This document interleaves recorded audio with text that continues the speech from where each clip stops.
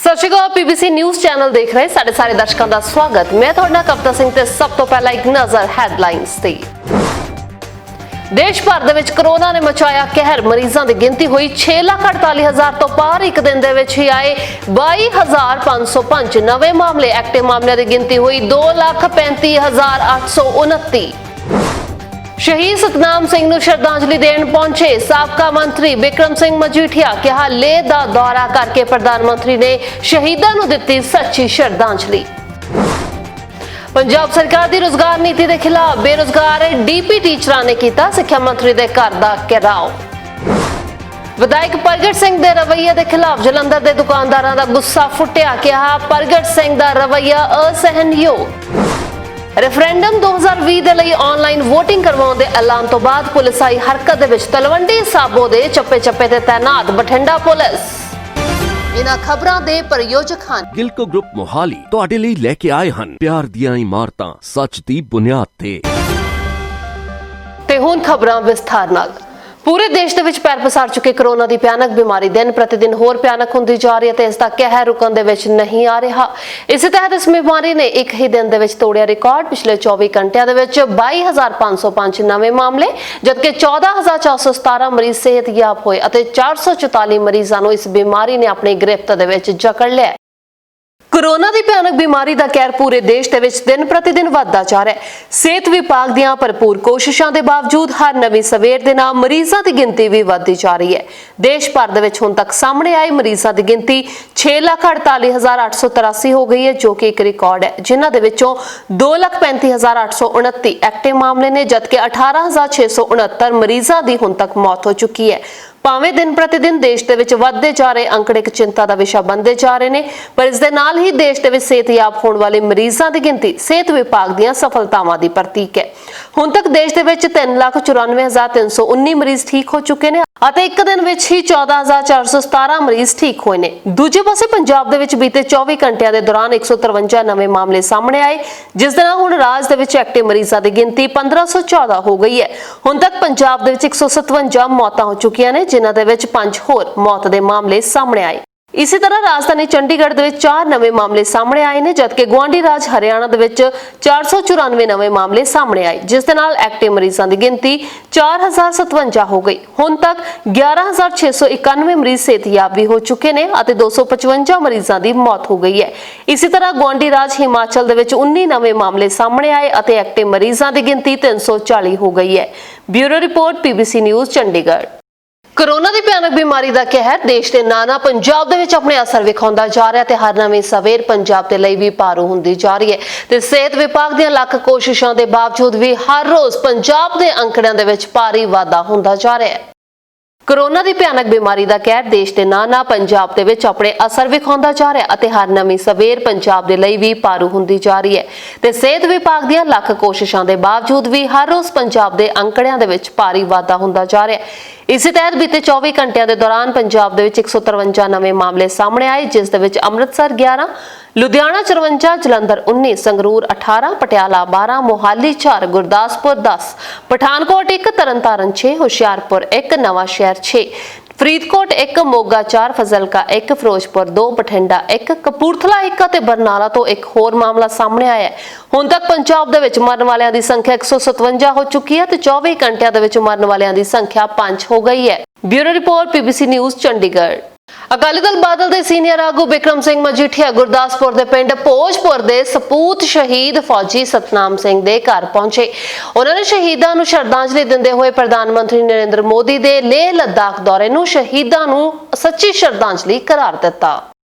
ਪੰਜਾਬ ਦੇ ਸਾਬਕਾ ਮੰਤਰੀ ਅਤੇ ਅਕਾਲੀ ਦਲ ਦੇ ਸੀਨੀਅਰ ਆਗੂ ਬਿਕਰਮ ਸਿੰਘ ਮਜੀਠੀਆ ਅੱਜ ਗੁਰਦਾਸਪੁਰ ਦੇ ਭੋਜਪੁਰ ਪੁੱਜੇ ਜਿੱਥੇ ਉਹਨਾਂ ਨੇ ਸ਼ਹੀਦ ਸਤਨਾਮ ਸਿੰਘ ਦੀ ਸ਼ਹਾਦਤ ਨੂੰ ਸ਼ਰਧਾਂਜਲੀ ਦਿੰਦੇ ਹੋਏ ਸ਼ਹੀਦ ਦੇ ਪਰਿਵਾਰ ਦੇ ਨਾਲ ਦੁੱਖ ਵੰਡਾਇਆ ਅਤੇ ਨਾਲ ਹੀ ਮੀਡੀਆ ਦੇ ਸਾਹਮਣੇ ਉਹਨਾਂ ਨੇ ਪ੍ਰਧਾਨ ਮੰਤਰੀ ਨਰਿੰਦਰ ਮੋਦੀ ਦੇ ਲੇਹ ਲੱਦਾਖ ਦੌਰੇ ਨੂੰ ਚੀਨ ਨੂੰ ਸਬਕ ਸਿਖਾਉਣ ਵਾਲਾ ਅਤੇ ਸ਼ਹੀਦਾਂ ਨੂੰ ਸੱਚੀ ਸ਼ਰਧਾਂਜਲੀ ਦੇਣ ਵਾਲਾ ਕਿਹਾ।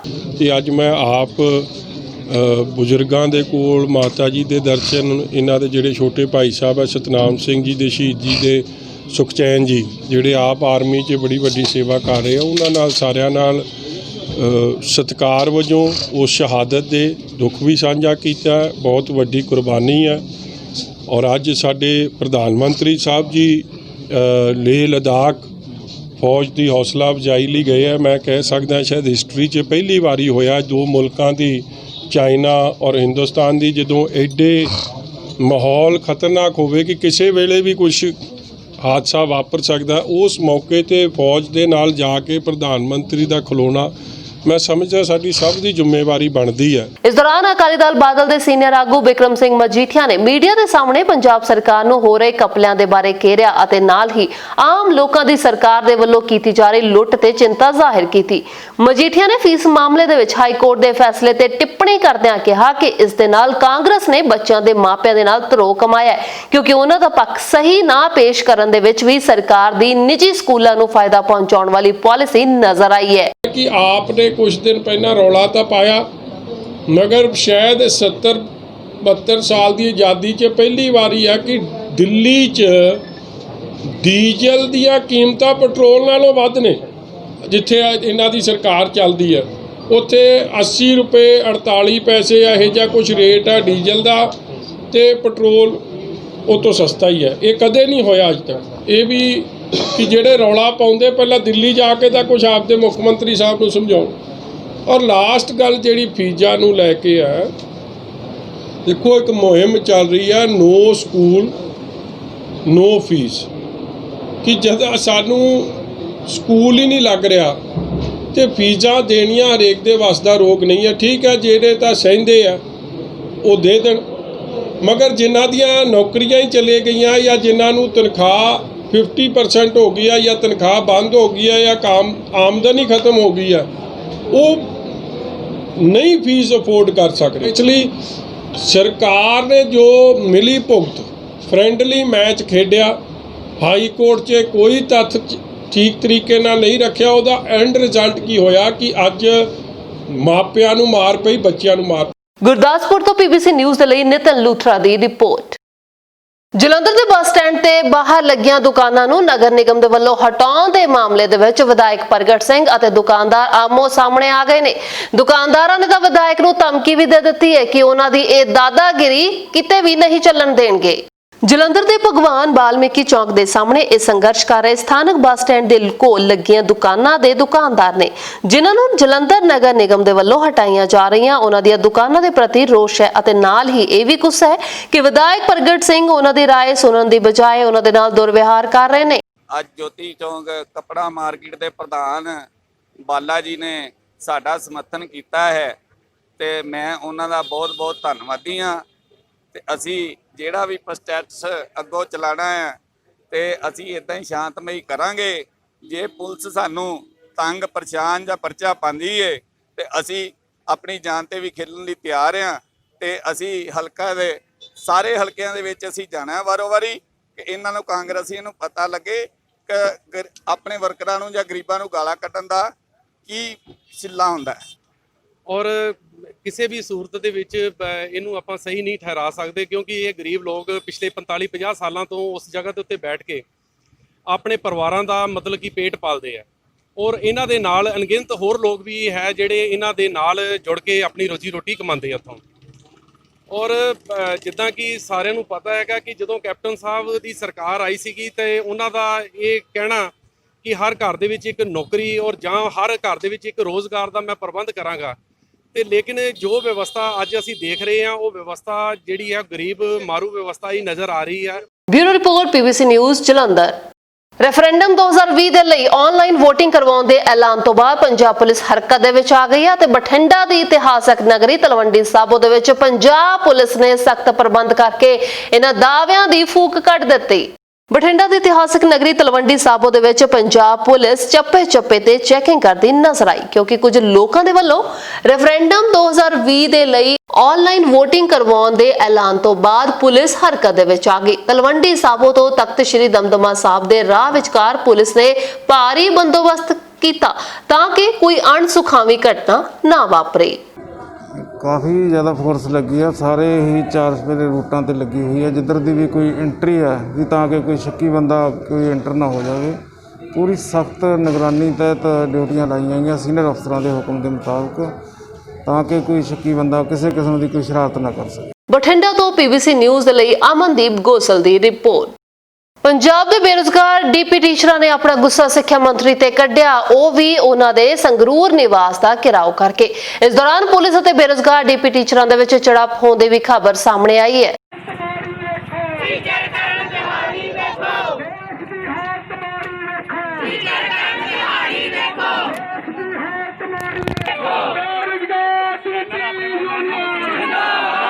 ਸੰਗਰੂਰ ਵਿਖੇ ਪੰਜਾਬ ਦੇ ਸਿੱਖਿਆ ਮੰਤਰੀ ਵਿਜੇਂਦਰ ਸਿੰਗਲਾ ਦਾ ਘਰ ਹੁਣ ਬੇਰੁਜ਼ਗਾਰ ਟੀਚਰਾਂ ਦੇ ਸੰਘਰਸ਼ ਦਾ ਕੇਂਦਰ ਬਣ ਕੇ ਰਹਿ ਗਿਆ। ਅੱਜ ਪੰਜਾਬ ਬੇਰੁਜ਼ਗਾਰ ਡੀਪੀ ਟੀਚਰ ਯੂਨੀਅਨ ਨੇ ਆਪਣੇ ਰੁਜ਼ਗਾਰ ਦਾ ਹੱਕ ਮੰਗਦੇ ਹੋਏ ਪੰਜਾਬ ਦੇ ਸਿੱਖਿਆ ਮੰਤਰੀ ਦੇ ਨਿਵਾਸ ਦਾ ਘਿਰਾਓ ਕਰਨ ਦਾ ਐਲਾਨ ਕਰ ਦਿੱਤਾ, ਜਿਸ ਦੌਰਾਨ ਸੰਘਰਸ਼ ਕਰ ਰਹੇ ਬੇਰੁਜ਼ਗਾਰ ਟੀਚਰਾਂ ਨੇ ਸਿੱਖਿਆ ਮੰਤਰੀ ਦੇ ਨਿਵਾਸ ਵੱਲ ਕੂਚ ਕੀਤਾ ਤਾਂ ਰਸਤੇ ਦੇ ਵਿੱਚ ਪੁਲਿਸ ਦੇ ਸਖਤ ਪ੍ਰਬੰਧਾਂ ਨੇ ਇਹਨਾਂ ਸੰਘਰਸ਼ਕਾਰੀਆਂ ਨੂੰ ਵਿੱਚ ਹੀ ਰੋਕ ਦਿੱਤਾ, ਜਿਸ ਦੌਰਾਨ ਪੁਲਿਸ ਅਤੇ ਸੰਘਰਸ਼ਕਾਰੀਆਂ ਦੇ ਵਿਚਕਾਰ ਖਿੱਚ-ਤੂ ਵੀ ਹੋਈ। ਸਰਕਾਰ ਸਾਡੀ ਮੰਗ ਨਹੀਂ ਮੰਨਦੀ ਤਾਂ ਆਉਣ ਵਾਲੇ ਸਮੇਂ ਦੇ ਵਿੱਚ ਅਸੀਂ ਇਸ ਤੋਂ ਵੀ 4 ਗੁਣਾ ਇਕੱਠ ਦੇ ਨਾਲ, ਕਿਉਂਕਿ ਸਾਡੇ ਅੱਜ ਕੁਝ ਜ਼ਿਲ੍ਹੇ ਆਏ ਨੇ, ਜਦੋਂ ਕਿ 7-8 ਜ਼ਿਲ੍ਹੇ ਹਜੇ ਸਾਡੇ ਬੈਠੇ ਨੇ, ਉਹਨਾਂ ਨੂੰ ਅਸੀਂ ਇਕੱਠੇ ਕਰਕੇ ਸਰਕਾਰ ਨੂੰ 15 ਜੁਲਾਈ ਤੱਕ ਦਾ ਸਮਾਂ ਦਿੰਦੇ ਆ। ਜੇ ਸਰਕਾਰ 873 ਪੋਸਟਾਂ ਦੇ ਵਿੱਚ 1000 ਪੋਸਟ ਦਾ ਵਾਧਾ ਕਰਨ ਸੰਬੰਧੀ ਕੋਈ ਨੋਟੀਫਿਕੇਸ਼ਨ ਜਾਰੀ ਨਹੀਂ ਕਰਦੀ ਤਾਂ ਅਸੀਂ 17 ਜੁਲਾਈ ਨੂੰ ਪੱਕੇ ਤੌਰ ਤੇ ਪੂਰਨ ਤੌਰ ਤੇ ਸਿੰਗਲਾ ਮੰਤਰੀ ਜੀ ਸ੍ਰੀ ਵਿਜੇਂਦਰ ਸਿੰਗਲਾ ਜੀ ਦੀ ਕੋਠੀ ਦੇ ਅੱਗੇ ਧਰਨਾ ਲਾਵਾਂਗੇ। ਅਸਾਮੀ ਨਹੀਂ ਭਰ ਸਕਦੇ, ਸਾਡੀਆਂ 1000 ਪੋਸਟਾਂ ਦਾ ਵਾਧਾ ਕੀਤਾ ਜਾਵੇ। ਇਹਦੇ ਵਿੱਚ ਮੈਂ ਦੱਸ ਦੇਣਾ ਚਾਹੁੰਦਾ ਜਿਹੜੀਆਂ ਇਹ ਭਰਤੀ ਹੋਈ ਸੀ ਪਿਛਲੇ ਦਿਨੀ 873 ਸੀ, ਪਰ ਇਹ 2006 ਤੋਂ ਲੈ ਕੇ ਹੁਣ ਤੱਕ ਕੋਈ ਵੀ ਭਰਤੀ ਨਹੀਂ ਸੀ। ਸਿਰਫ ਇਹੀ ਭਰਤੀ ਹੋਈ ਸੀ ਜਿਹੜੀ ਕਿ ਕੋਰਟ ਵੱਲੋਂ ਕਰਵਾਈ ਗਈ ਸੀ, ਜਿਹਦੇ ਵਿੱਚ ਸਿਰਫ ਇਹ ਪੋਸਟਾਂ ਦੇ ਵਿੱਚ 550 ਬੰਦੇ ਰੱਖੇ ਗਏ ਨੇ। ਹਜੇ ਵੀ ਇਹ ਭਰਤੀ ਪ੍ਰਕਿਰਿਆ 'ਚ ਆ, ਪਰ ਹਜੇ ਐਲਾਨ ਨਹੀਂ ਕਰ ਰਹੇ ਵੀ ਕਿੰਨੇ ਬੰਦੇ ਰੱਖੇ ਗਏ ਨੇ, ਕਿੰਨੇ ਰਹਿੰਦੇ ਨੇ। ਸੰਗਰੂਰ ਤੋਂ ਪੀਬੀਸੀ ਨਿਊਜ਼ ਦੇ ਲਈ ਕੀਰਤੀਪਾਲ ਦੀ ਰਿਪੋਰਟ। ਤੇ ਇਹ ਸਨ ਹੁਣ ਤੱਕ ਦੀਆਂ ਖਬਰਾਂ। ਜਾਣ ਤੋਂ ਪਹਿਲਾਂ ਨਜ਼ਰ ਇੱਕ ਵਾਰ ਫਿਰ ਤੋਂ ਹੈਡਲਾਈਨਸ ਤੇ। ਦੇਸ਼ ਭਰ ਦੇ ਵਿੱਚ ਕਰੋਨਾ ਨੇ ਮਚਾਇਆ ਕਹਿਰ, ਮਰੀਜ਼ਾਂ ਦੀ ਗਿਣਤੀ ਹੋਈ 6,48,000 ਤੋਂ ਪਾਰ। ਇੱਕ ਦਿਨ ਦੇ ਵਿੱਚ ਹੀ ਆਏ 22,505 ਨਵੇਂ ਮਾਮਲੇ। ਐਕਟਿਵ ਮਾਮਲਿਆਂ ਦੀ ਗਿਣਤੀ ਹੋਈ 2,35,829। ਸ਼ਹੀਦ ਸਤਨਾਮ ਸਿੰਘ ਨੂੰ ਸ਼ਰਧਾਂਜਲੀ ਦੇਣ ਪਹੁੰਚੇ ਸਾਬਕਾ ਮੰਤਰੀ ਬਿਕਰਮ ਸਿੰਘ ਮਜੀਠੀਆ। ਕਿਹਾ ਲੇਹ ਦਾ ਦੌਰਾ ਕਰਕੇ ਪ੍ਰਧਾਨ ਮੰਤਰੀ ਨੇ ਸ਼ਹੀਦਾਂ ਨੂੰ ਦਿੱਤੀ ਸੱਚੀ ਸ਼ਰਧਾਂਜਲੀ। ਪੰਜਾਬ ਸਰਕਾਰ ਦੀ ਰੁਜ਼ਗਾਰ ਨੀਤੀ ਦੇ ਖਿਲਾਫ ਬੇਰੁਜ਼ਗਾਰ ਡੀਪੀ ਟੀਚਰਾਂ ਨੇ ਕੀਤਾ ਸਿੱਖਿਆ ਮੰਤਰੀ ਦੇ ਘਰ ਦਾ ਘਿਰਾਓ। ਵਿਧਾਇਕ ਪ੍ਰਗਟ ਸਿੰਘ ਦੇ ਰਵੱਈਏ ਦੇ ਖਿਲਾਫ ਜਲੰਧਰ ਦੇ ਦੁਕਾਨਦਾਰਾਂ ਦਾ ਗੁੱਸਾ ਫੁੱਟਿਆ। ਕਿਹਾ ਪ੍ਰਗਟ ਸਿੰਘ ਦਾ ਰਵੱਈਆ ਅਸਹਿਣਯੋਗ। ਰੈਫਰੈਂਡਮ 2020 ਦੇ ਲਈ ਆਨਲਾਈਨ ਵੋਟਿੰਗ ਕਰਵਾਉਣ ਦੇ ਐਲਾਨ ਤੋਂ ਬਾਅਦ ਪੁਲਿਸ ਆਈ ਹਰਕਤ ਦੇ ਵਿੱਚ। ਤਲਵੰਡੀ ਸਾਬੋ ਦੇ ਚੱਪੇ-ਚੱਪੇ ਤੇ ਤੈਨਾਤ ਬਠਿੰਡਾ ਪੁਲਿਸ। ਇਹਨਾਂ ਖਬਰਾਂ ਦੇ ਪ੍ਰਯੋਜਕ ਹਨ ਗਿਲਕੋ ਗਰੁੱਪ ਮੋਹਾਲੀ ਤੁਹਾਡੇ ਲਈ ਲੈ ਕੇ ਆਏ ਹਨ ਪਿਆਰ ਦੀਆਂ ਇਮਾਰਤਾਂ ਸੱਚ ਦੀ ਬੁਨਿਆਦ ਤੇ। ਦੇਸ਼ ਤੇ ਦੁਨੀਆ ਦੇ ਨਾਲ ਜੁੜੀਆਂ तमाम ਨਵੀਆਂ ਖਬਰਾਂ ਵੇਖਣ ਦੇ ਲਈ ਬਣੇ ਰਹੋ ਪੀਬੀਸੀ ਨਿਊਜ਼ ਚੈਨਲ ਦੇ ਨਾਲ ਤੇ ਮੈਨੂੰ ਦਿਓ ਇਜਾਜ਼ਤ। ਧੰਨਵਾਦ।